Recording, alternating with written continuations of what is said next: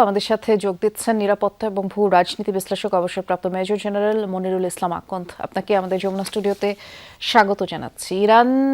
এই হামলা ইরানে কতটা আসলে মোকাবেলা করতে পারবে বলে মনে হচ্ছে, জানতে চাচ্ছি তাদের সক্ষমতা কতটুকু।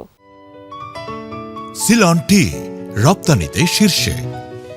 জি, অনেক ধন্যবাদ। আমরা গত কয়েকদিন থেকে আভাস পাচ্ছিলাম যে একটা আক্রমণ হবে।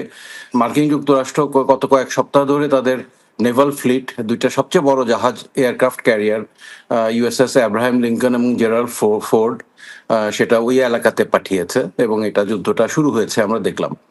এখন সূচকের দিক দিয়ে ইসরায়েল হচ্ছে পৃথিবীর 15তম শক্তিশালী সশস্ত্র বাহিনী ধারণ করে এবং ইরান হচ্ছে 16তম। সো তারা কাছাকাছি শক্তির দিক থেকে। বাট এখন যেহেতু মার্কিন যুক্তরাষ্ট্র ইসরায়েলের পক্ষে যুদ্ধ করছে, সুতরাং শক্তির দিক থেকে তারা ব্যাপকভাবে বেশি শক্তিশালী। এবং আমরা দেখলাম যে দুই পক্ষেই আক্রমণ হয়েছে। ইরানে বেশ হতাহত হয়েছে, একটা স্কুলে প্রায় 90 জনের মতো স্কুল ছাত্রী নিহত হয়েছে। বাট আমাদের জন্য যেটা কনসার্ন, যে হরমুজ প্রণালী, এটা অত্যন্ত গুরুত্বপূর্ণ। বছরে প্রায় 3000 তেলবাহী এবং এলএনজি বাহী জাহাজ এই প্রণালী দিয়ে গমনাগমন করে এবং এটার 80%-এর বেশি তেল এবং গ্যাস এই এশিয়াতে আসে। এবং এটা যদি বন্ধ, $500 বিলিয়ন বেশি মূল্যের তেল এবং এলএনজি এই প্রণালী দিয়ে রপ্তানি হয়। এই যুদ্ধের কারণে স্বাভাবিকভাবে প্রণালীটা বন্ধ থাকবে। ইরান চেষ্টা করবে প্রণালীটা যাতে ব্যবহার করতে না পারে এবং এটা একটা সিরিয়াস এফেক্ট আসবে আমাদের অর্থনীতির উপর। সারা বিশ্বে যেভাবে আসবে, বাংলাদেশ এবং এশিয়াতে আরো ব্যাপকভাবে এটা আসবে।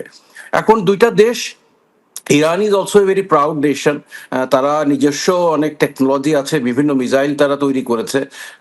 শব্দের থেকেও 3-4 গুণ গতিতে এগুলা গমন করতে পারে এবং গতবার যুদ্ধে দেখেছি যে ইসরায়েলের আয়রন ডোম ভেদ করেও ইরানি মিসাইল ছুড়েছিল। কিন্তু এবারের যে হামলাটা হলো, এটি তো আসলে মার্কিন যুক্তরাষ্ট্র এবং ইসরায়েল একসাথেই দুই পরাক্রমশালী দেশ এই হামলাটি করলো। কি মনে হয় এই যুদ্ধ কি দীর্ঘমেয়াদী হতে চলেছে কিনা, এ বিষয়ে আপনার কি মনে হয়, কিংবা এর প্রভাবই বা কতটুকু?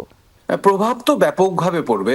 যেটা একদিন, 2 দিন, 3 দিন হলো একটা ব্যাপক প্রভাব পড়বে। আমি তো বললাম 20 মিলিয়ন ব্যারেল তেল ওই প্রণালী দিয়ে গমনাগমন করে। সো এভরিডে যেটা বন্ধ থাকবে 20 মিলিয়ন ব্যারেল তেল, মানে পৃথিবীর ব্যবহারের 1/5, 20% আমরা তেলটা আমরা পাবো না। এখন মার্কিন যুক্তরাষ্ট্র, ডোনাল্ড ট্রাম্প যে বক্তব্য দিয়েছে, তারা রিজিম চেঞ্জ দেখতে চায়। ইনিশিয়ালি ইসরায়েল বলেছিল যে সুপ্রিম লিডার এবং সশস্ত্র বাহিনী প্রধান জেনারেল খাতেমি তারা নিহত হয়েছে, বাট পরে আমরা শুনলাম ইরানের মিডিয়া থেকে যে আসলে তারা নিহত হয়নি। তো তাদের উদ্দেশ্য হবে রিজিম চেঞ্জ করা। এখন এটা বলা খুব মুশকিল। আমরা চাই না এই যুদ্ধটা দীর্ঘায়িত হোক, বাট যতদিনই দীর্ঘায়িত হবে এটা একটা ব্যাপক ইম্প্যাক্ট পড়বে অন গ্লোবাল ইকোনমি।